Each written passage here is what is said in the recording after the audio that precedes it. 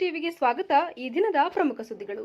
ದೇವನಹಳ್ಳಿ ಪಟ್ಟಣದ doctor B R Ambedkar ಭವನದಲ್ಲಿ ಕರ್ನಾಟಕ ದಲಿತ ಸಂಘರ್ಷ ಸಮಿತಿ ಅಂಬೇಡ್ಕರ್ ವಾದ ವತಿಯಿಂದ ಭಾರತದ ಅಸ್ಪೃಶ್ಯರ ಮೊದಲ ಪ್ರತಿರೋಧ ಚಳವಳಿ ಮಹಾಡ್ ಸತ್ಯಾಗ್ರಹದ ನೆನಪಿನಲ್ಲಿ ನಡೆದ ಶೋಷಿತರ ಸಂಘರ್ಷ ಸಮಾವೇಶ ಹಾಗೂ ಹಿರಿಯ ಹೋರಾಟಗಾರ ಎಚ್.ಕೆ. ವೆಂಕಟೇಶಪ್ಪ ಮತ್ತು ಜನಪರ ಹಾಡುಗಾರ್ತಿ ಕೊಯಿರಾ ಮುನಿನರಸಮ್ಮ ಅವರ ನೆನಪಿನ ಕಾರ್ಯಕ್ರಮ ನಡೆಯಿತು.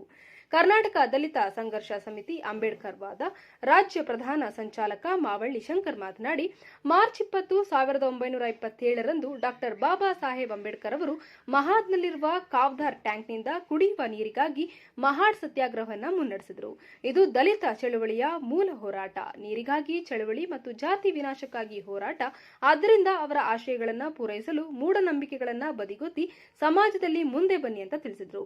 ಈ ಕಾರ್ಯಕ್ರಮದಲ್ಲಿ ತಾಲೂಕು ತಹಶೀಲ್ದಾರ್ ಬಾಲಕೃಷ್ಣ, ಡಿಎಸ್ಎಸ್ ರಾಜ್ಯ ಸಂಘಟನಾ ಸಂಚಾಲಕ ಕಾರಹಳ್ಳಿ ಶ್ರೀನಿವಾಸ್, ಡಿಎಸ್ಎಸ್ ತಾಲೂಕು ಸಮಿತಿಯ ಪ್ರಧಾನ ಸಂಚಾಲಕರಾದ ಪಿ. ನರಸಪ್ಪ, ಲೇತ್ ನಾರಾಯಣಸ್ವಾಮಿ, ತಿಮ್ಮನಾರಪ್ಪ, ಜನಕಮಣಿ ಇನ್ನು ಹಲವಾರು ಮುಖಂಡರುಗಳು ಉಪಸ್ಥಿತರಿದ್ದರು. ವರದಿ ರಾಜುಗೌಡ.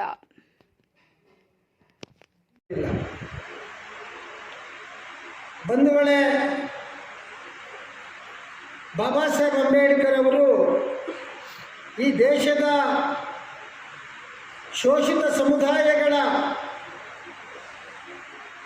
ಒಬ್ಬ ವಿಮೋಚನಾಕಾರನಾಗಿ ಬರೋದಕ್ಕಿಂತ ಮೊದಲು ಅವರು ಏನೆಲ್ಲ ಆಗಿದ್ರು ಅನ್ನೋದನ್ನು ನಮ್ಮ ವಿದ್ಯಾರ್ಥಿಗಳು,